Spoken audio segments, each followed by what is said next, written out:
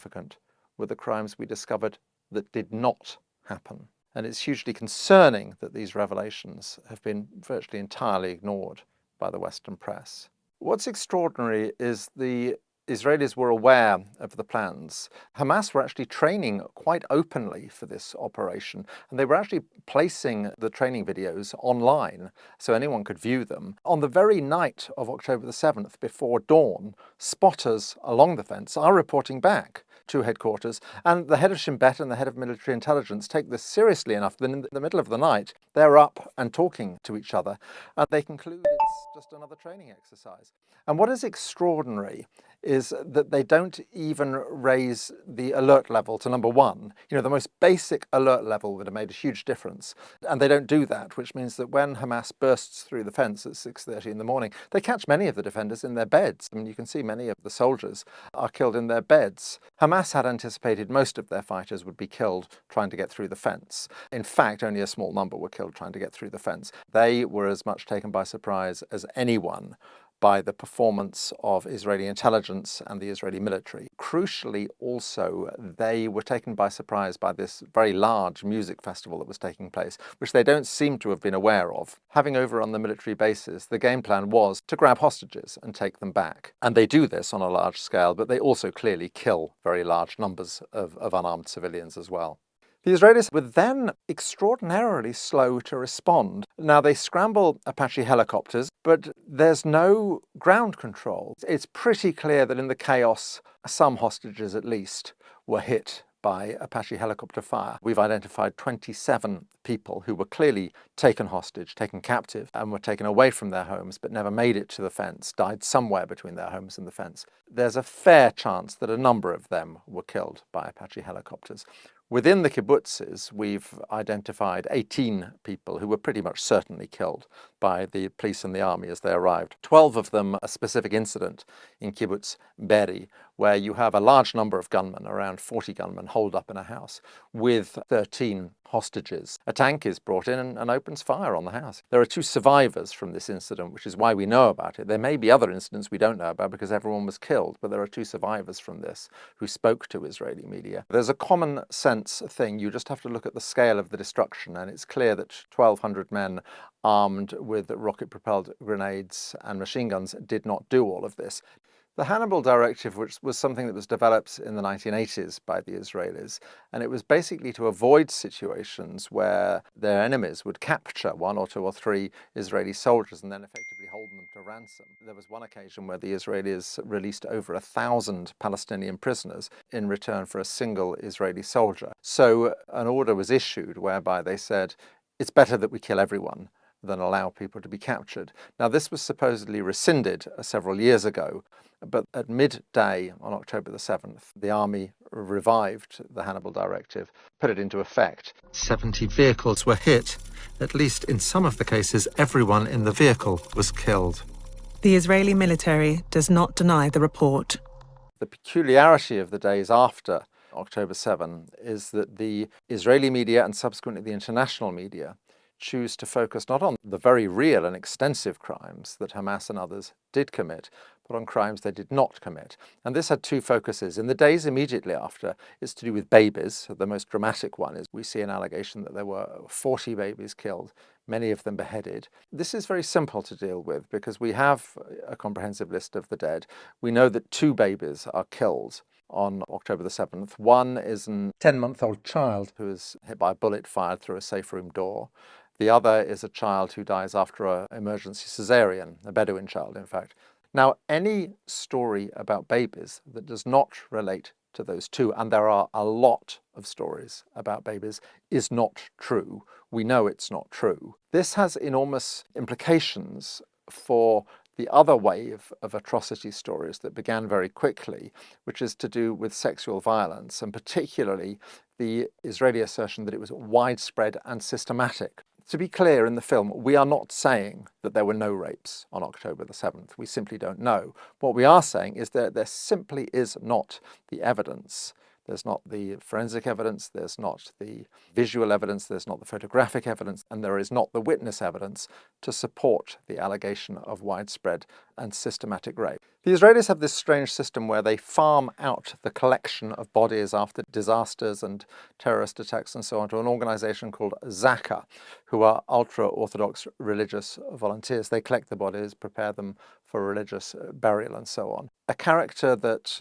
many people will have seen in the days afterwards is Yossi Landau, who was the southern commander of Zaka, who was on television a great deal. He said The two piles of 10 children each were tied to the back, burned to death. You then see a phone call which Netanyahu makes to President Biden, where he repeats this story. In fact, he embellishes it. They took dozens of children, bound them up, burned them, and executed them. Terribly important, this, because it was entirely untrue. We know the house he's talking about. He's talking about the house in Kibbutz Be'eri, which was the house that was stormed by Israeli police and military, and where it is almost certain that all of the hostages were killed by the Israeli police and military. There were 2 children there, 2 twins, but no other children, so we know the story is untrue. Mr. Landau told a number of other stories. There's one particularly notorious one about the fetus being cut out of a pregnant woman. The baby that was connected to the cord was stabbed, and she was shot in the back. We simply know this is untrue. The list of the dead show there's no such victim. Mr. Landau said, I have a picture of this atrocity. If you want to see the picture, I have the picture of it. This is the baby. I'm sorry to be graphic here, but I can't see a baby here. You can't see the baby but this is the picture of the mother. It was a piece of charred flesh. It wasn't a baby. It certainly wasn't a baby. So it was interesting. Psychologically, I'm not quite sure why he offered to show me a photo that he didn't have. I'd point out as well that Zaka was an organization that was in trouble. There had been a major scandal. Its founder had been accused of child sexual abuse. There was a financial scandal. It had been found to be cooking the books. It's raised an awful lot of money since October the 7th. These stories were clearly useful, and they were useful to the Israeli government. In the film, we see Benjamin Netanyahu visiting Zaka volunteers and thanking them for talking to the world's media and stressing that this is another front in the war. מנהיגים וגם לדעת הקהל. ויש לכם חלק חשוב בהשפעה על דעת הקהל שמשפיע גם על מנהיגים. Why does this matter? Why does it matter whether this type of atrocity was committed but not that type? People were killed in this way, not that way. It matters because the murder of babies and widespread rape has a particular resonance. It's particularly triggering the Israeli government and its supporters when they justify the brutality of the subsequent bombardment and invasion of the Gaza Strip. Again and again and again, what they always reference is babies and rape. Young girls who were raped and then murdered. Women brutally raped and murdered. Little kids who are beheaded. Pictures of terrorists beheading children. These bastards put these babies in an oven and put on their oven. We found the kid a few hours later. This is something you see in previous conflicts as well. If you want to dehumanize an enemy, if you want to desensitize people to the suffering that is inflicted on that enemy, then you portray them as barbarians, basically as savages, as people who are not deserving of humane treatment. And that's why it's relevant. That's why it's important to pick apart. A lot of the world's leading media outlets have done in-depth investigations where they have concluded there was widespread, systematic, instrumentalized, weaponized rape. The New York Times makes a particular feature of the story of a young woman. She was killed early in the morning, 9 miles north of the music festival site as she and her husband were fleeing. The New York Times, in its big December investigation into sexual violence, leads with this, and about a third of the article consists of her story. And it's immediately undermined because the woman's sister then posts on Instagram immediately afterwards, this isn't true, we know she wasn't raped. She was texting us until minutes before her death. It's also the case that her husband had a lengthy phone conversation immediately after her death with his brother, and again, made no mention of rape. So it's very important that, because it's the central, most compelling piece of information in one of the biggest investigations done by one of the world's most prestigious media outlets, the New York Times, and it turns out not to be true. It's done by 3 journalists. One of them turns out to be somebody who worked in some capacity for Israeli intelligence previously, who has virtually no journalistic experience, and who had liked genocidal media posts. It's very interesting with Anna Schwartz. She gives an interview in Hebrew to an Israeli channel, she actually lays out how difficult they were finding it to find evidence that they were talking to all the hospitals and all the psychiatric clinics and so on, and that there was simply no evidence at all. There were no witnesses had come forward, no victims had come forward at all. I think she's telling this as if to show what digging they had to do, but it's actually very revealing. In the end, it's quite clear they fall back on the same sources as everyone else: Israeli government officials, IDF officers, and first responders, all sources which were discredited by the baby stories. So no babies were beheaded, no babies were thrown into ovens, and there is no real evidence for widespread and systematic rape. Now, it's very clear why the Israelis might want these stories to circulate. What's less clear is why very reputable Western news and media outlets should swallow them so uncritically, particularly given the track record of the Israeli government and the IDF, which has been shown again and again and again in the past to have been less than truthful in the accounts it gives. Because our war is against Hamas, not against the people of Gaza. While this mission is urgent, we will continue to fulfill it with care and with a commitment to the sanctity of life, both Israeli and Palestinian. The response to our film, October the 7th, has been interesting. The response is not to criticize and to pick apart and say we've got it wrong. They don't do that at all. What they do is they simply ignore you, which on one level I take as a compliment, because I think there are all sorts of people out there who would very much like to pick apart what we're doing and to destroy it and discredit it. And I think they take one look at it and decide they can't really do it. So what they do, which in a way is even more damaging, is just to entirely ignore us. This is significant because so often what we are doing is critiquing the way the mainstream media has covered the story, which may well be, of course, precisely why the media doesn't want to look at what we've done. So in a way, the treatment of this in many ways echoes the treatment of our earlier series, The Labour Files, which offered a critique of the dominant media narrative about Corbyn and the Corbyn years on the anti-Semitism crisis. The allegation of anti-Semitism clearly is a very powerful weapon that can be wielded in defense of the Israeli state.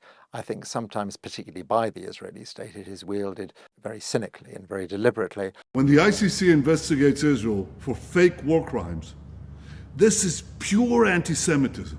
It's not the case in Western media and Western societies that you cannot criticize Israel. You can. Now, you have to be a bit careful about how you do it, but certainly at the moment, during the assault on Gaza, you certainly can.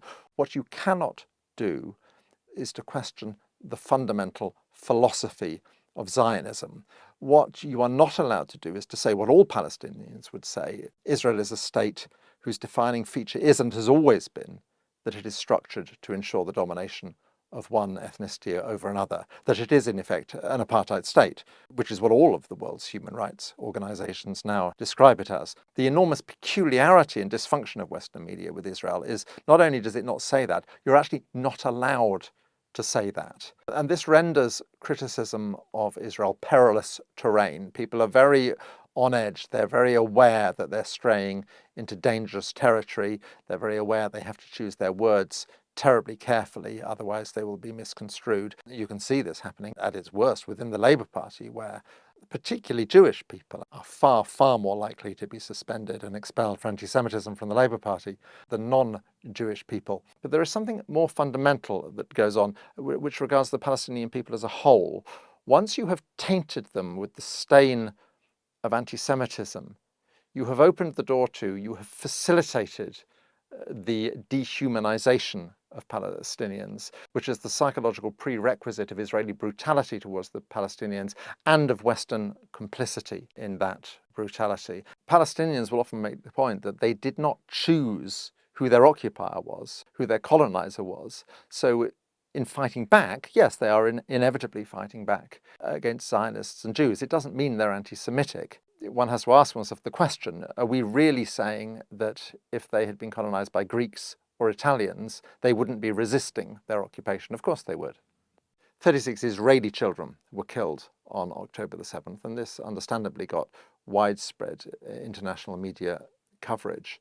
At this stage, I think over 14,000 Palestinian children have been killed, and you would expect the outrage and the coverage to be proportionately greater, and it's not. in future people will look back at what is being done, which is essentially the flattening of a whole series of towns and the mass murder of thousands and thousands of unarmed civilians, almost half of whom are children. And they will be absolutely bewildered by how the West allowed this to happen under its very noses with weapons that were being supplied by the West. There is a rupture in the relationship of large numbers of people with the political media class. There is a fundamental alienation that is going on right now as a result of what is happening in the Gaza Strip. I think that's very dangerous for the future. The events of October the 7th are a case study in how traditional media can let us down and how we desperately need alternative voices that will genuinely probe these things and not simply accept the narratives that are fed to them. For this reason, I think it's enormously important to have outlets like Double Down News, and I would urge you to support Double Down News in any way you can.